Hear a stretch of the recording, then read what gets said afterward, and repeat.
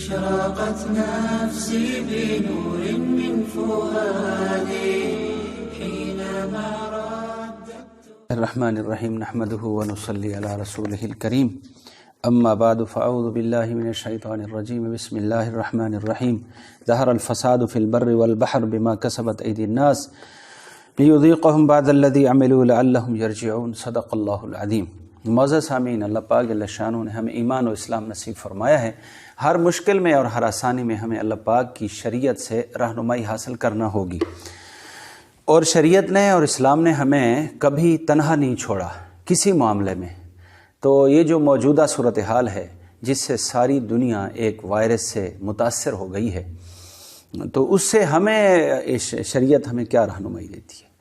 تو سب سے پہلی گزارش تو یہ ہے کہ ہمیں یہ نظریہ اور عقیدہ رکھنا ہے کہ یہ مصیبتیں اللہ پاک کی طرف سے آتی ہیں اور انسانوں کے گناہوں کا نتیجہ ہوتی ہیں۔ اس لیے سب سے پہلے ہمیں اپنے گناہوں پہ غور کرنا ہوگا اور ان سے توبہ کرنی ہوگی اور ان سے نکلنا ہوگا۔ اگر ایک آدمی پانی میں ڈوبا ہوا ہے تو اس کو پہلے پانی سے نکالیں گے، پھر اس کے اندر کا پانی نکلے گا۔ پہلے ہم گناہوں کی زندگی سے علیحدہ ہو جائیں، تو اس کے بعد ہم توبہ استغفار کر لیں۔ اللہ پاک جل شانہ کی طرف سے آئی مصیبت اللہ ہی ٹالے گا اسے۔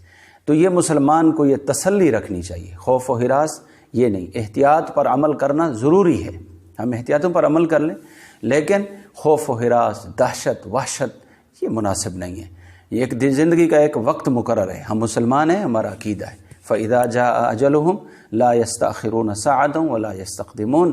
جب کسی کا وقت مقرر آتا ہے، ایک لمحہ آگے نہیں ہوتا اور ایک لمحہ پیچھے نہیں ہو سکتا۔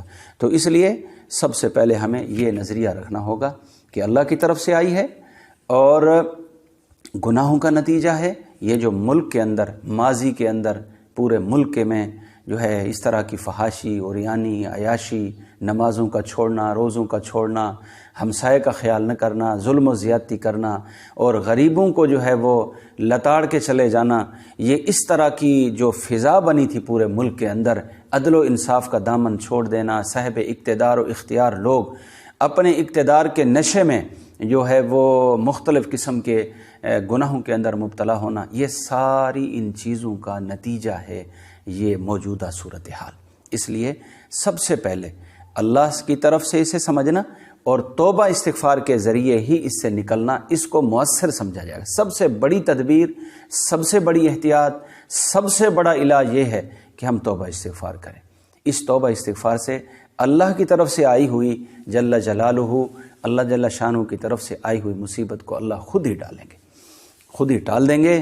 فرمایا وَإِذَا مَرِضْتُ فَهُوَ يَشْفِينِ، جب میں مریض ہوتا ہوں تو شفا اللہ دیتے ہیں۔ مسلمان ڈاکٹروں کی پرچی پہ لکھا ہوتا ہے هُوَ الشافی، اس کا مطلب عربی گرامر کے اعتبار سے یہ اللہ ہی شفا دینے والا ہے۔ باقی سبب کو سبب کے درجے میں رکھنا چاہیے، یہ احتیاطی تدابیر سبب کے درجے میں ہے۔ حقیقی سبب، حقیقی تدبیر یہی ہے کہ ہم سب انفرادی گناہوں سے، اجتماعی گناہوں سے، معیشت کے اندر کوئی گناہ، معاشرت کے اندر جو گناہ اور جرائم ہیں ان سے نکلنا ہوگا۔ دوسری عرض یہ ہے کہ الحمدللہ علماء کرام نے جو ہے متفق ہو کر ایک اعلامیہ اور ایک جو ہے وہ ہمیں ایک راستہ دیا ہے، اور یہ بہت بڑا قدم، بہت اچھا قدم اٹھایا ہے۔ ہم ان کو خراج تحسین پیش کرتے ہیں، ہم ان کے اس قدم کو سراہتے ہیں۔ اللہ تعالیٰ ان کو اپنی شان کے مطابق جزائے خیر نصیب فرمائے کہ انہوں نے امت کی انفرادی بھی رہنمائی کی ہے اور اکٹھے ہو کر، متفق ہو کر ایک راستہ ہمیں دیا ہے، اور جو دین بیزار لوگ ہیں ان کے لیے بہت بڑی رشد و ہدایت کا سبب بنے ہیں، کہ جو کہتے تھے کہ علماء جو ہے وہ چھوٹی چھوٹی جو ہے وہ فروعی اختلافات میں جو الجھے رہتے ہیں، آپس میں اکٹھے بیٹھ نہیں سکتے۔ اللہ کا فضل ہوا، پوری دنیا نے دیکھا ہے کہ تمام مکاتب فکر کے چوٹی کے علماء ایک جگہ بیٹھے ہیں اور انہوں نے متفقہ ایک اعلامیہ دیا ہے انسانوں کو۔ وہ یہی دیا کہ توبہ استغفار کرنا بہت ضروری ہے، اپنے تمام جرائم اور گناہوں سے نکلنا بہت ضروری ہے، اس کے بعد احتیاطوں پر عمل کر لیں۔ تو جو ان حضرات نے اجتماعی طور پر اتفاق کر کے متحد اور متفق ہو کر جو ہمیں ہدایات دی ہیں، ہمیں ان پر عمل کرنا ہوگا۔ یہی ہماری حکومت کہہ رہی ہے، یہی ہمارے ڈاکٹر حضرات کہہ رہے ہیں، یہی ہمارے جو ہے وہ اطباء کہہ رہے ہیں، اور یہی ہمارے علماء کرام نے کہا ہے، یہ ہم اس کو دین سمجھ کر ان تدبیروں پر عمل کر لیں۔ پہلی جو انہوں نے بات فرمائی ہے کہ وضو اپنے گھر سے کر کے آنا چاہیے، یہ تو آپ علیہ الصلوۃ والسلام نے ارشاد فرما دیا، اور یہ کوئی نعوذ باللہ غیر شرعی حکم نہیں دیا انہوں نے۔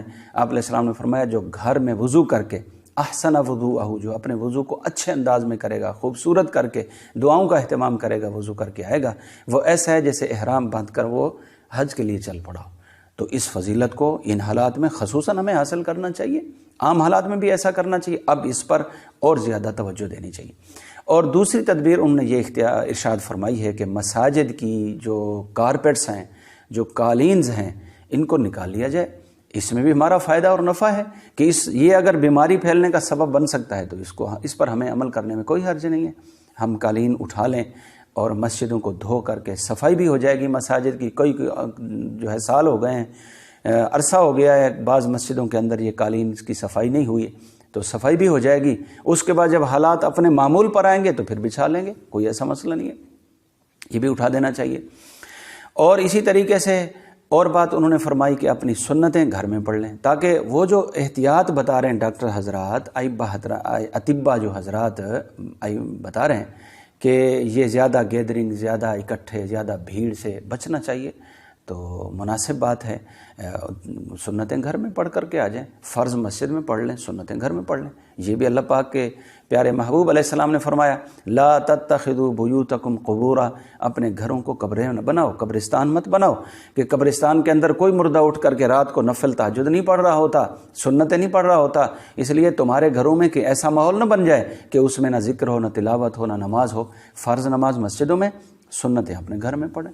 یہ ان حالات میں خصوصاً اس پر عمل کر لیں، اور عام حالات میں جو ہے وہ اگر گھر میں سنتیں پڑھنے سے سستی ہوتی ہو تو پھر مسجد میں آ کر پڑھنی چاہیے عام حالات میں۔ ان حالات میں تو اس حکم پر، اس فضیلت کو حاصل کرنے کے لیے عمل کرنا چاہیے کہ گھروں کے اندر خیر و برکت بھی آوے گی، اور بیماریاں اور دکھ تکلیفیں بھی ٹلیں گی، اور ہمارے لیے اس میں فائدہ ہے، نفع ہے۔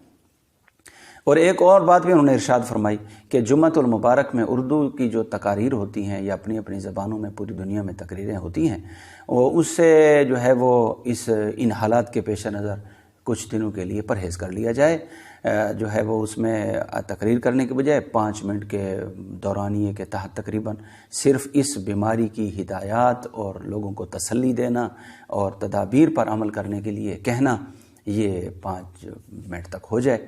اس کے بعد جو ہے وہ مختصر خطبہ، مختصر قرات کر کے لوگ اپنے گھروں میں چلے جائیں، اور وہاں جا کر کے جو ہے وہ اپنی احتیاط پر عمل کر لیں۔ تو یہ بہت ضروری باتیں ہیں۔ اور ایک اور بات بھی میں عرض کرتا چلوں کہ ان حالات میں بعض لوگ اپنی طرف سے کوئی شریعت کا مسئلہ گھڑ لیتے ہیں۔ مثال کے طور پر پورے ملک میں اذانیں شروع کر دی ہیں۔ اذانیں نماز کے لیے ہوتی ہیں یا بچے کے کان میں اذان ہوتی ہے۔ یہ جو اذانوں کی ترتیب ہے، حدیث مبارکہ میں کہیں بھی اس کا ثبوت نہیں ملتا۔ صحابہ کرام رضی اللہ عنہم اجمعین کی مبارک زندگی میں جو ہے ان کے زمانہ خلافت میں ایسا کوئی ثبوت نہیں ملتا، حالانکہ یہی وبائیں صحابہ کرام کے زمانے میں بھی آئی ہیں۔ سرکار دو عالم صلی اللہ علیہ وسلم کے زمانے میں بھی قحط پڑا، اور صحابہ کرام کے زمانے میں بھی قحط آیا، اور اسی طریقے سے حضرت عمر رضی اللہ عنہ کے زمانے میں طاعون کی وبا پھیلی ہے۔